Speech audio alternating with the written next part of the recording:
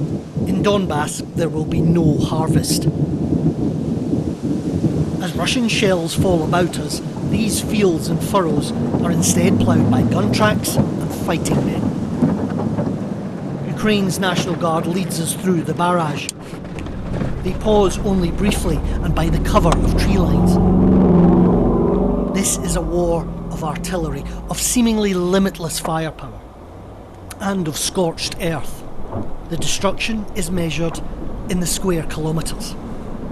With phosphorus and cluster bombs, Russia burns and scores what it seeks to capture. A canopy of acacias gives some protection from drones, but from here onwards they must go on foot. When Russia advanced in July, they fell back to these bunkers. Here they are defending, for now. Look at the field to your left. They could be coming out of the woods to the firing position. How confident are you that you can hold this line, stop the Russians breaking through? На 100%. 100%. Ми їх втримаємо. We will hold it. По-іншому бути не може. There cannot be any other option. І ми будемо битися за кожний клаптик. It's our land. Де б це не було. We will fight for every piece of it. Наш прапор Our буде flag горіти will be в in every city on the border lines which were established in по всіх 1991. кордонах, які були визначені в 91-му році. They will not have the power to Їм не change по this. силам цього буде зробити. The breakthrough in Kherson has buoyed spirits. Even as Russia's dominance in Donbas rings out loudly. But this war isn't only being fought at long distance. Q, there's a landmine here. Careful. Careful. The threat here isn't just the artillery you can hear, it's also these landmines all along this pathway. That's why I'm following very closely the footsteps of the men ahead. There's another one. They edge closer to Russian positions. Quiet. This is zero line, the front of the front line. Here they are eyeball to eyeball with the Russian enemy. So these are the same men that fought the Russians in Lysychansk and Severodonetsk. Big difference this time, they say, is manpower. Back then, they were outnumbered about 1-7. Now, it's 1-3. And as defenders, they like those odds. Russians? They're literally at the other side of the river. The farthest point, the very edge of this conflict.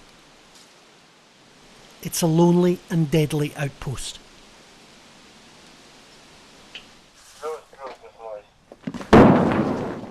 And there are more threats.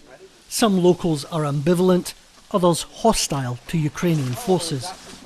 But not Sergei. Where is your wife? Is it hard being apart?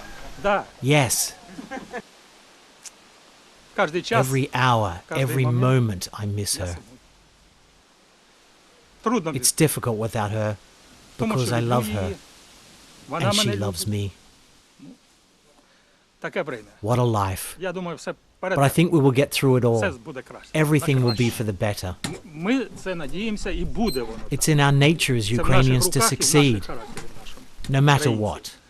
I'm not a nationalist, but I believe in Ukraine and our armed forces.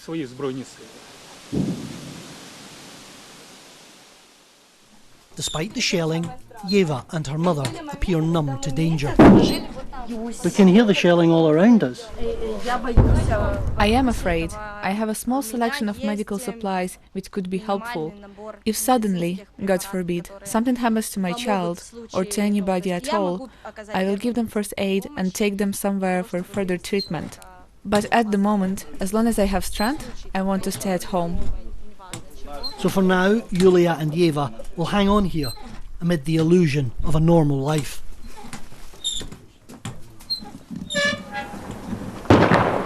In villages and towns for hundreds of kilometres, there's no school, no work, no life. A country frozen in time and in conflict.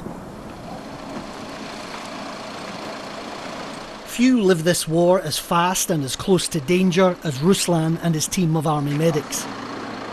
The cost of hesitation lies all too apparent by the roadside. Speed is a matter of life and death for them and for their patients. Their ambulance can't afford to wait until the shelling stops.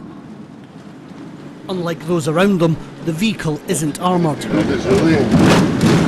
Fresh obstacles from Russian shelling appear in their path daily. Russians came and destroyed our roads.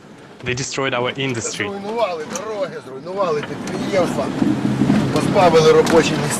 They left us with nowhere to work.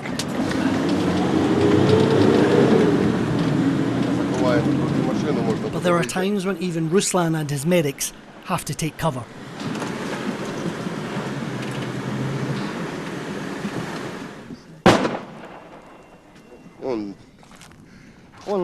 Over there you can see smoke. Their mortar is working. Ruslan, we can see Russian incoming mortar fire here. What do you do when you have casualties out there and this kind of firepower is coming in? What decisions do you have to make? We see the enemy, and the enemy sees us, but the enemy hides in the tree line there, disguising himself.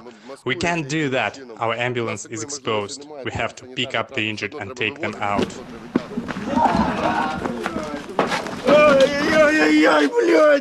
Russia's viciousness is the daily burden of Ukrainian combat medics.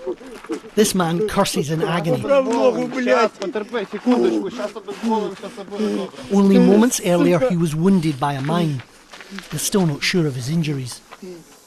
But in this field hospital they have an intimate knowledge of the damage that shrapnel and artillery do to the human body. They are covered in blast wounds, their limbs broken. His colleague too has been hit. Time is critical here for two reasons: the patient's life, and the medics never know when more casualties will arrive. This is only a snapshot of the cost of this war. Without a decisive breakthrough, Ukraine's stalemate of suffering will endure. Quentin Sommerville, BBC News, Donbas.